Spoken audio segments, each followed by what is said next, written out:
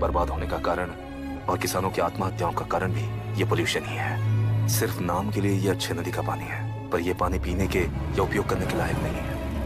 ये गंदगी आसपास की लाखों जिंदगियों को इन्फ्लुएंस कर रही है और इसे निगलेक्ट करके बैठना एक जिंदा लाश के जैसा है।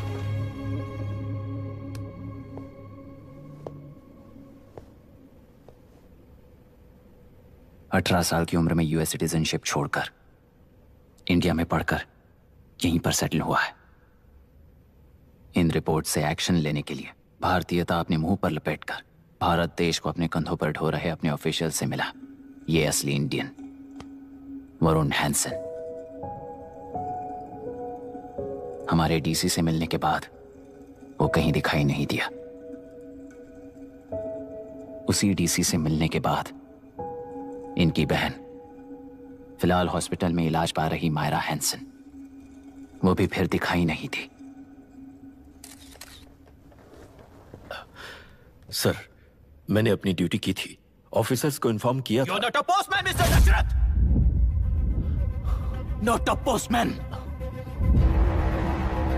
जिम्मेदार डीसी होने के नाते एक मरण कांड में आपका रिस्पॉन्स इतना ही है। सर, वो रिपोर्ट बेसलेस है, रिसर्च गलत है। हमारे पब्लिक हेल्थ ऑफिसर ने काउंटर रिपोर्ट दी थी सर। सर, वैसे रिपोर्ट बनाने के लिए कहने वाले भी डीसी साहब हैं। ऐसा करने के लिए मुझे भी ऊपर से ऑर्डर आया था sir. As of now, you both are suspended and are under investigation.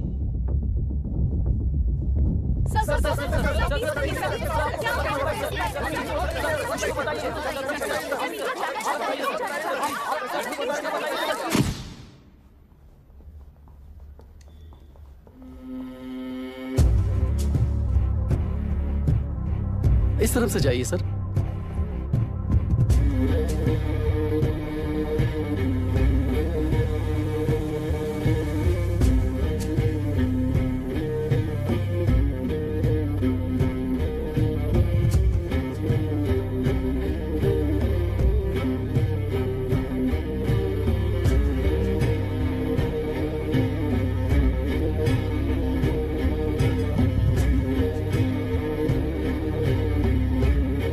Nietzsche और डार्विन की दुनिया में बापू और हल्दानकर।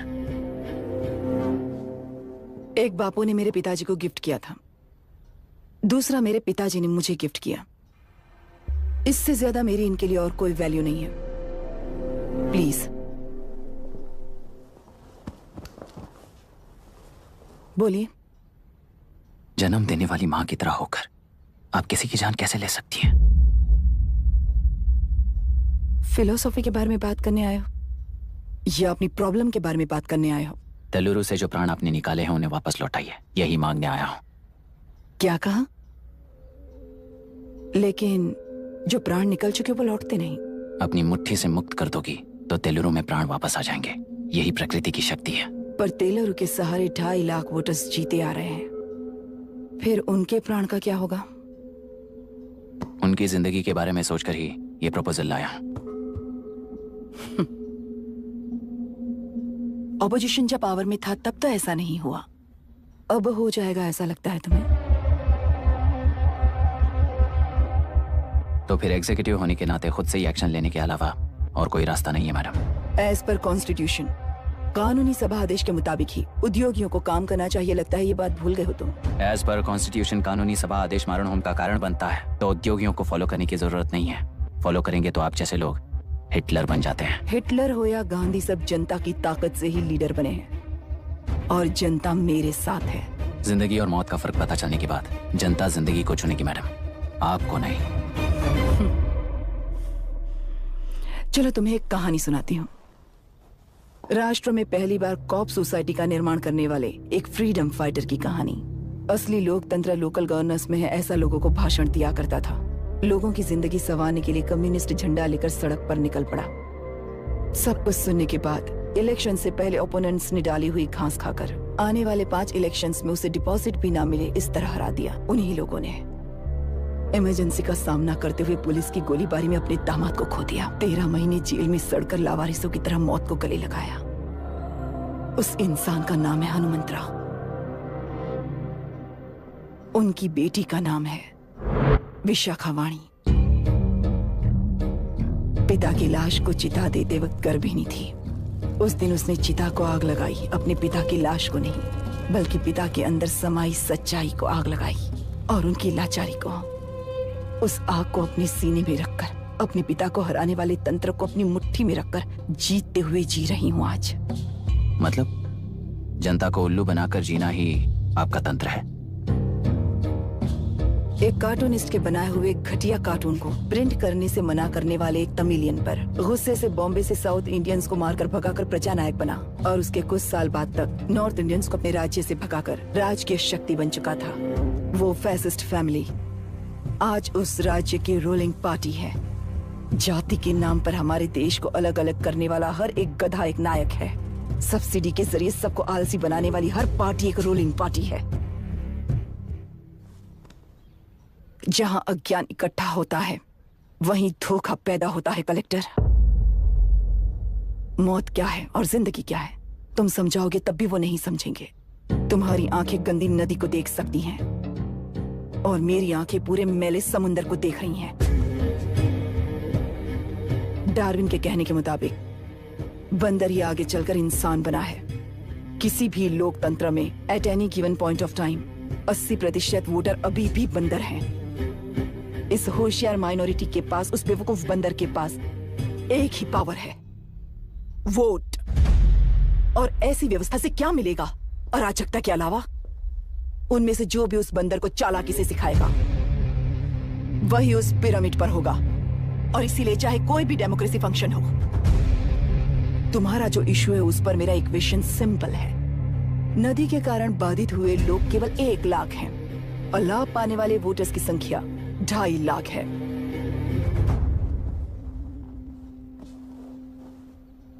यही मेरा हिसाब है and it is purely democratic.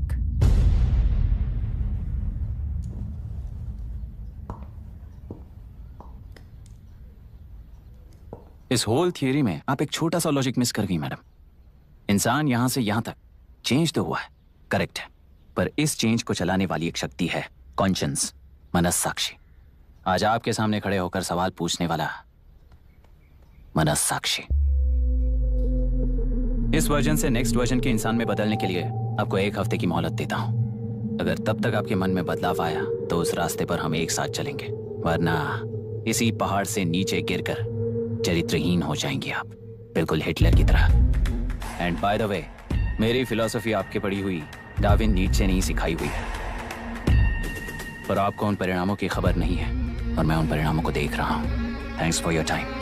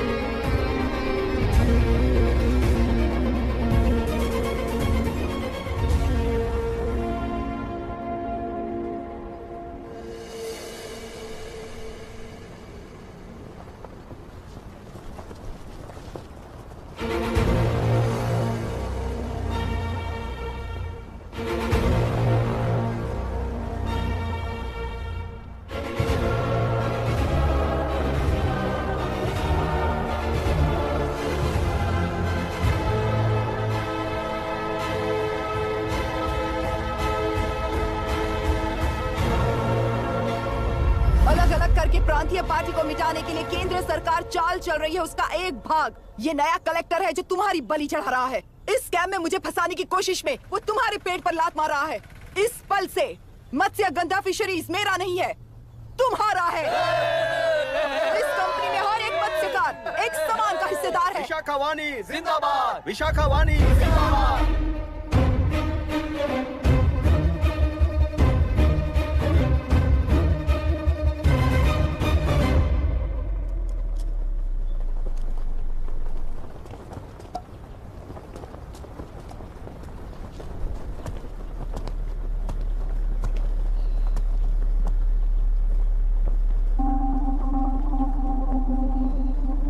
आप गुस्से से रास्ता रोकोगे ये जानते हुए भी आया हूं, क्योंकि इस नदी पर आप सभी का हक है। पर अभी भी क्या वो नदी आपकी ही है? 40 साल पहले आसानी से यहां मछलियां पकड़ रहे थे, तब तक वो नदी आपकी थी। पर जब जीवन देने वाली इस नदी को लीज पर छोड़ दिया गया, उसी दिन ये आपके हाथों से निकल गई। या फिर मुझे बताइए, आपने इससे क्या पा लिया? एक के काम पर चार खाते हुए अपनी बढ़ोतरी में आप ही अड़चन बन रहे हो। अपना आलसीपन यहां लेटाकर रखे अपने बच्चों को भी विरासत में दे रहे हो। इस बांध को टूटने से नुकसान आपका नहीं होगा। आपको इस चक्र में फंसाकर आपसे 10 गुना ज्यादा कमाने वाले इस सोसाइटी के प्रेसिडेंट्स आपसे हजारों गुना ज्यादा कमाते हुए आपके भविष्य पर सिंहासन डालकर बैठी हुई वो नियोक्ता है। आपका डर, अज्ञान, मासूमियत, विश्वास ही उसके सिंहासन के 4 पैर हैं। उस सिंहासन को बचाने के लिए, अपने गुनाहों को छिपाने के लिए आज आप सभी को उस कंपनी में भागीदार बनाया गया है, पर उसका लाभ कभी भी आपको नहीं मिलेगा। यही सच है। इस नदी में क्या हो रहा है आप जानते हो, वो गलत है ये भी जानते हो, पर उस जाल से निकलकर बाहर देखने के लिए डरते हो। किस लिए डरते हो? आखिर किस लिए डरते हो? आलस के लिए या अन्याय के लिए? 100 साल पहले वेंगी राज साम्राज्य को बचाने के लिए ओडिशा से आए वीर हैं तुम्हारे दादा और परदादा। तुम्हारी तरह हर बात और बदलाव के लिए वो तो नहीं डर गए थे ना। एक बार डर नाम के इस बांध को तोड़कर देखिए, तो सिंहासन के पैर टूटेंगे, इस मां की हथकड़ियां खुल जाएंगी। नेल्लूरू में एक बार फिर जान आएगी। तुम्हारे साथ साथ उन किसानों को भी जिंदगी मिलेगी। आसानी से मछलियां पकड़ने की शक्ति आप सब में है। कुल वृत्ति के आगे आपके बच्चे भी अपनी शक्ति के मुताबिक आगे बढ़ेंगे। मैं यहाँ आया इस नदी के लिए ही नहीं, बल्कि आपके भविष्य और आपके बच्चों के भविष्य को भी बचाने आया हूँ। तो अब रोकोगे या रास्ता दोगे, मर्जी आपकी है, पर आपकी इजाजत के बिना यहाँ से एक कदम भी आगे नहीं बढ़ाऊंगा और एक बांध भी नहीं तोड़ूंगा।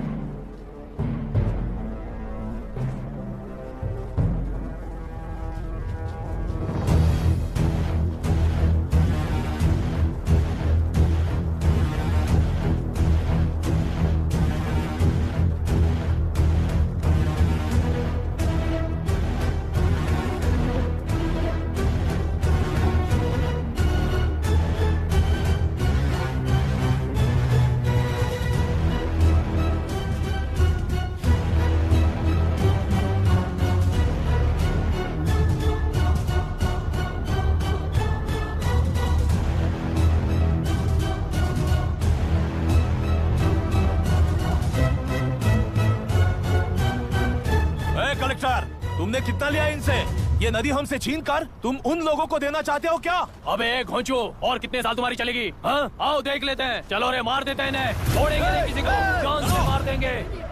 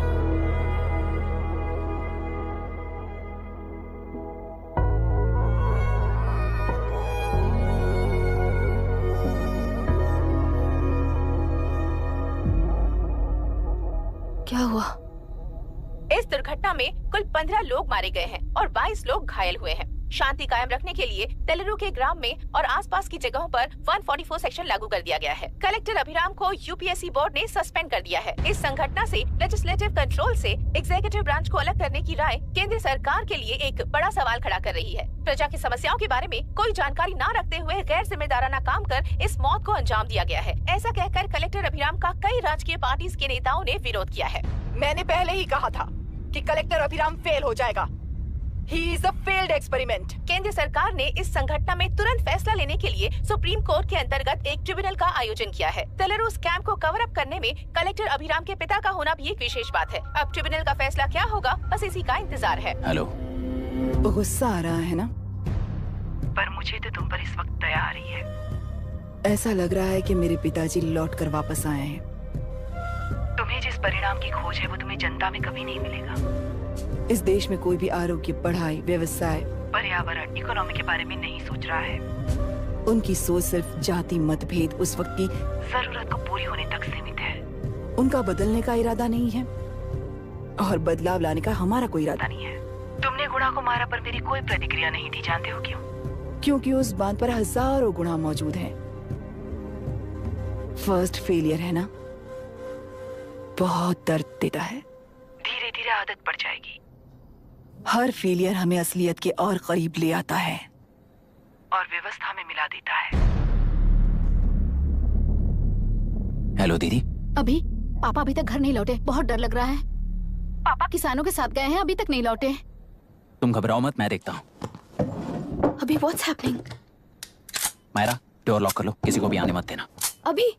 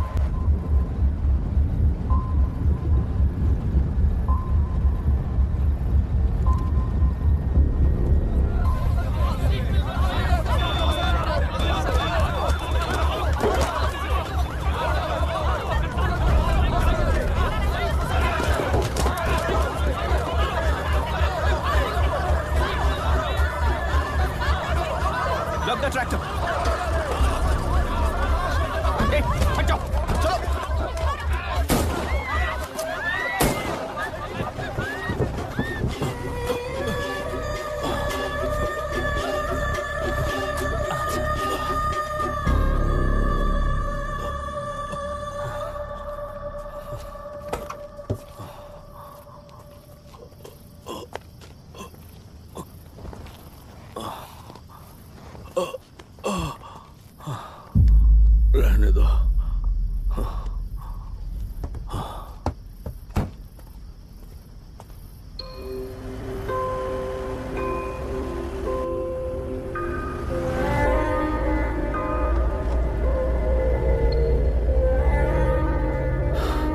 रिश्वत लेकर गलत नहीं करूंगा और अच्छा करने के लिए रिश्वत नहीं लूंगा।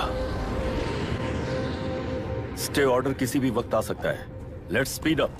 देख लो सारे एक्सप्लोसिव सही ढंग से लगे हैं कि नहीं। आसपास की बिल्डिंग्स को नुकसान ना पहुंचे। Okay, zero tolerance. কোনো প্রবলেম হবে না সাহেব, আমি সব দেখে নেব। ओके। पापा, हाँ क्या पूरी बिल्डिंग एक साथ गिर जाएगी, वर्ल्ड ट्रेड सेंटर की तरह? हाँ बेटा। ऐसे एक साथ कैसे गिर जाएगी? क्योंकि डायनामाइट्स एक साथ उड़ाएंगे। कितने डायनामाइट्स लगाए हैं?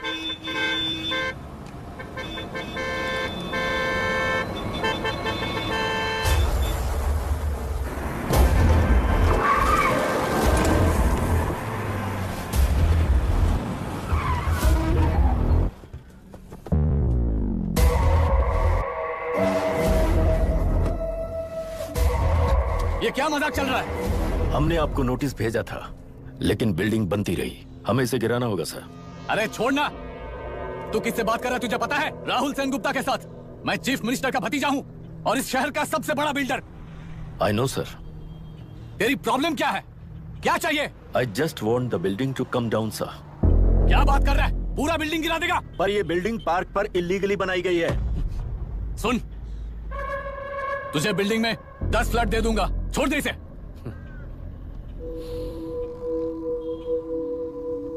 रिश्वत लेकर गलत नहीं करूंगा, अच्छा करने के लिए रिश्वत नहीं लेता। You happy? खुश हो ना? Ready sir. On count 3। नहीं, इवैक्यूएट हो गया ना? 1। ऐसा मत करना।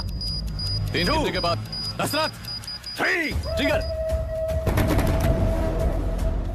सब लोग ठीक हो?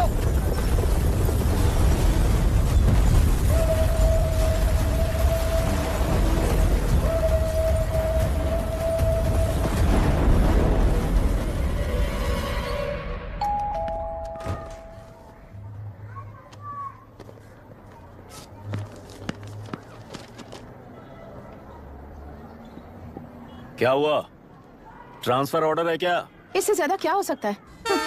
गुरु, जरा उसे देखो। वो चाहिए क्या तुम्हें? हाँ, बिल्कुल, वो तुम्हें मिल जाएगी। हमको तो चाहिए। तुम्हें किस टाइप की चाहिए बोलो? Checkmate। ये बाजू वाली चलेगी? नहीं। चलेगा। तो अभी मैनेज करता हूँ ना मैं। आपने देखा नहीं पापा? खेल का मतलब बिना देखे किए गलतियों को सुधारना है। It teaches character. जीतना है तो एक बार और खेल। Come on. अरे तू चिंता मत। भाभी, आप एकदम मस्त लग रही हैं। मुझे वो पीने का मन कर रहा है। अभी पिएंगे, अभी पिएंगे। मुझे भी पीना है। दूसरे कंपार्टमेंट में शिफ्ट होते हैं ना जी। Excuse me. धीमे बात करेंगे और दरवाजे के पास जाके पियेंगे। जाऊंगा, जरूर जाऊंगा। बस मुझे थोड़ा सा दूध मिल जाएगा पीने को।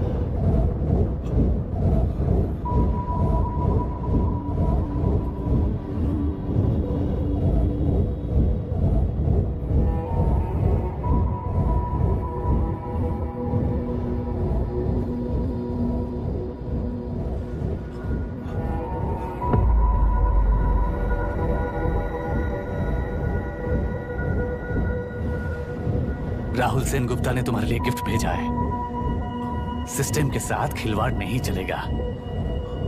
वो तुम्हें मारना नहीं चाहता, वो बस तुम्हें तोड़ना चाहता है। अब तुम टूट चुके हो और हमेशा के लिए ऐसे ही रहोगे।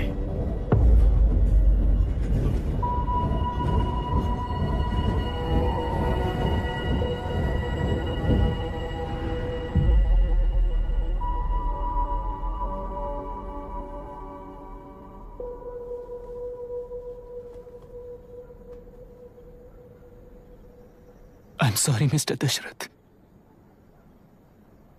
उस दिन आपने ट्रेन में अपनी बेटी और पत्नी को खो दिया। उसी ट्रेन में मैंने अपनी बहन और माँ के साथ साथ अपने पापा को भी खो दिया। मेरे पापा मुझे वापस मिल जाएंगे, ये छोटी सी आस लेकर इस गेम में आया था मिस्टर दशरथ। मैं आपको आपसे मिलाने आया था। मैं हार गया। आपका इस तरह अपमान करना मेरा इरादा नहीं था mister Dashrath. I am sorry. I am extremely sorry.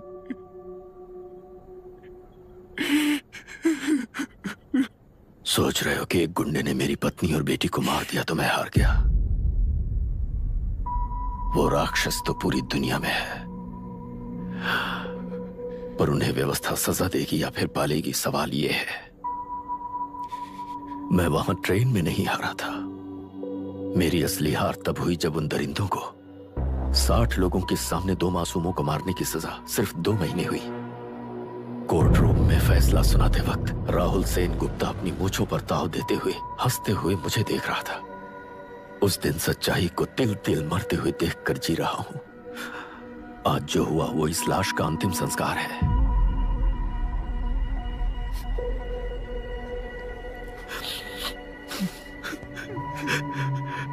बेटा, मैं जानता था कि तू अपनी जगह पर बिल्कुल सही है। तुझसे कोई भी गलती नहीं हुई।